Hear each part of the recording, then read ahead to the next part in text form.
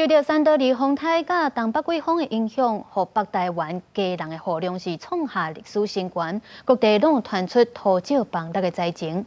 其中，伫咧新丰街一大社区边的山脚是发生大规模的崩沙，另外天外天分化路这清洁大楼边的边坡嘛出现崩山，有10几台车辆就会落去山坎。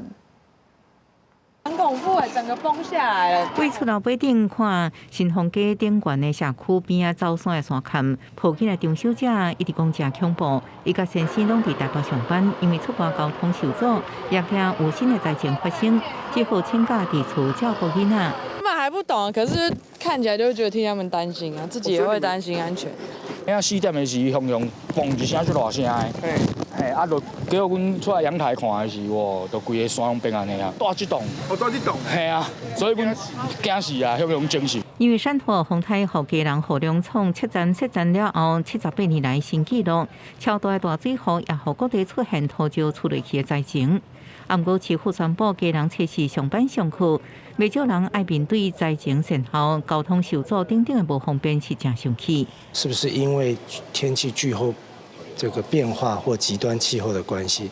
这一点可能未来我们会再跟气象署来请教，这些雨量的落差是不是会变成一种常态？ 市长谢国良表示，因为参考气象署预报的天气雨量，甲实际有一寡落差，也甲气象署个请教改进。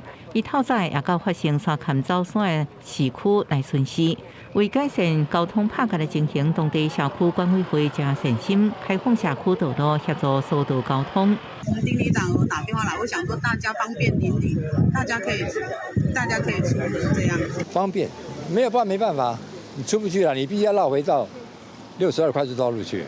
另外，环保局的天外天分化路清洁大楼边边坎也因为大雨出现大规模崩碎的情形，有10台粪扫车陷落去，有互土石台掉咧，现场是一片混乱，场面看起来真惊人。市府也派人赶紧来处理。记者综合报道。